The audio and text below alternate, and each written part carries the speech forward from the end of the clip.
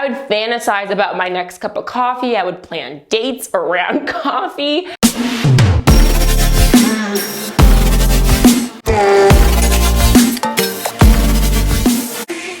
Hey, what's up guys? It's Lola here, and in this video, I'm gonna talk to you about why I quit drinking coffee and how it changed my life.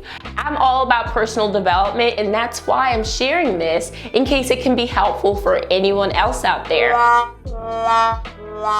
So a little backstory about my relationship with coffee. I was a huge coffee drinker for many years, and I relied on it to wake me up in the morning, to get me through long days, and to keep me going late at night. Like, I'm not a morning person. I tend to wake up late and go to bed late, and so those are all habits that I'm working on right now. But basically, I was addicted to caffeine and the feeling it gave me. I would fantasize about my next cup of coffee. I would plan dates around coffee, research, the fanciest coffees, the fanciest coffee makers. But eventually I realized that coffee was ruining my life. First thing I realized was my addiction to caffeine. Caffeine addiction is known as caffeine dependence, and it happens when a person becomes dependent on caffeine to function normally. So the thing about addiction is that it creeps up on you. Like, you're not really sure, you think it's part of your routine, and then one day you wake up and bam, you're addicted, right? So one of the things that really made me pay attention to my caffeine addiction was my sleep.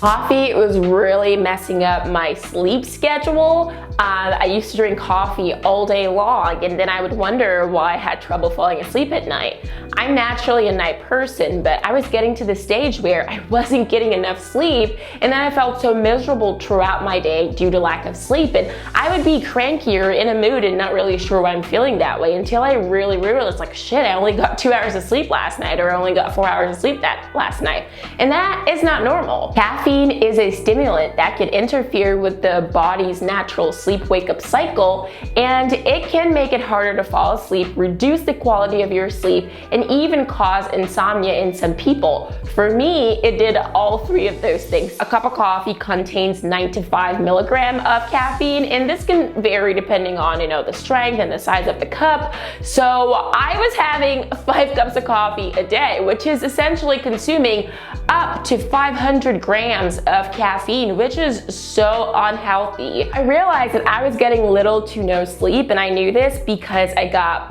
the Oura Ring. If you don't have one, you need to run to go get one right now, because it tracks the different stages in your sleep pattern. And I tracked mine for about a week, and it was really bad. And it all makes sense, because if I'm not getting enough sleep, throughout the night, there's no way that I can function properly throughout the day. So this was really the first, blow in my face, like, hey, Lola, you really gotta make some changes here. Yo! But it wasn't my sleep that was affected. My anxiety was also through the roof, okay? According to a study by the National Institute of Mental Health, caffeine can increase anxiety in people who are already prone to it. So I found myself feeling jittery, nervous, and very irritable after drinking coffee. I already struggle with anxiety, and I take medication for that. But what I didn't realize was that coffee was actually contributing immensely, which took it from a level 4 to a level 10. One way that caffeine can affect anxiety is by increasing the production of stress hormones like cortisol, which is that hormone that your body releases when it's in danger. I would get rapid heartbeat, I would be sweaty, I would just have this sense of nervousness, and it makes anxiety symptoms worse. And it made sense that if I was having 5 cups of coffee every day, that's why I was feeling that way. Another way that coffee affected me was it made me stutter a lot. I was stuttering in such an embarrassing way. If you asked me my name, I would just blank out, and I would really struggle to get the words out. And I'm like, that is not normal. 5 years ago, or before I became an avid coffee drinker, I didn't used to stutter this much, but now when I drink a lot of coffee, and in my mind, I think, oh, coffee's gonna make me more confident, it's gonna make me more present, right? But then you drink it and then it just like jittery, makes you nervous, and it caused a lot of embarrassing moments in my career and personal life. And so I was like, okay, this is not normal. I have to figure out the root of this problem. According to a study published in the Journal of Nutrition, caffeine can lead to a crash that leaves you feeling tired, lethargic, and unmotivated. And so after experiencing all these things that I mentioned, I decided to quit coffee, and I'm not gonna lie, it was not easy. It's probably one of the hardest things, habits I've had to stop. And the story of how I quit is not fancy at all, because I just did, right? I quit cold turkey. And I know people who quit coffee have many different ways of how they did it, but I was already struggling so much that I didn't want to prolong the process. So I just did cold turkey, and it was not fancy at all. I had headaches, I was irritable, and I missed the taste of coffee. And with me, I brew my own coffee. I source the best beans. I was just very, it was such a part of my life. I would wake up in the morning and I just could not function. I just could not process information properly without at least a taste of coffee. And so you can imagine when you go cold turkey, you're just zombieing around. And I did that for the first week or two. And after a few weeks, it started to pan out.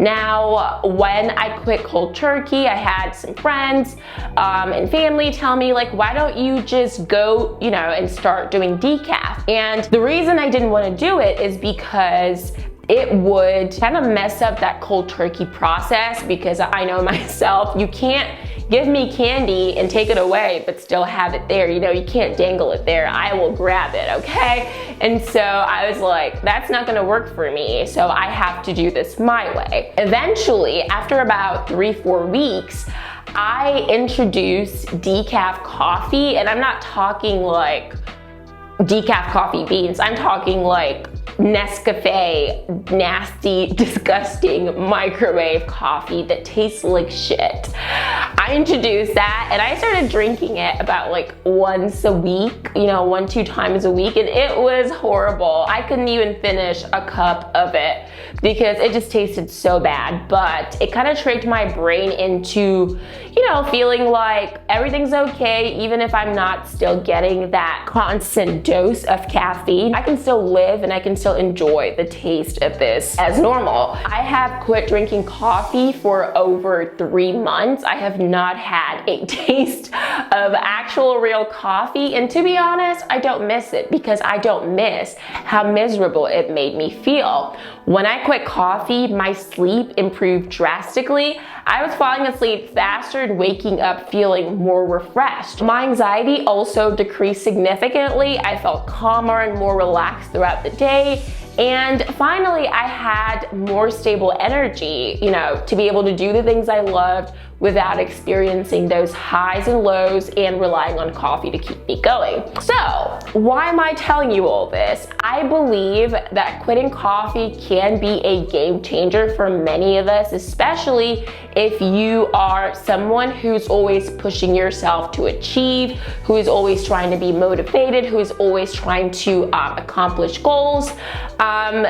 We naturally fall into that cycle of drinking coffee just to really trick our bodies into thinking we can go harder than other humans, right? We all need sleep, we all need rest, we all need to calm down every once in a while. So if you're struggling with sleep, anxiety, or extremely high and extremely low energy levels, it might be worth it to consider cutting out coffee, and seeing what it does for you. I'm not saying that everyone needs to quit coffee, but it is worth thinking about, especially if you're really struggling like I did. In conclusion, quitting coffee changed my life for the better. I sleep better, I feel less anxious, and I have more stable energy levels throughout the day. So if you're thinking about it, if you're on the fence, if you're not sure, I highly recommend that you give it a try, because who knows, it might change your life too. If you made it to the end of this video, thank you so much for watching. I will also leave links to resources that I found helpful when I started my journey to quitting coffee, and hopefully you find that helpful as well. If you're new to this channel, my name is Lola. I create weekly videos on tech, career, and personal development tips, and hopefully you will subscribe and join the family. We have a good time on this channel, and I will see you in the next one. Bye!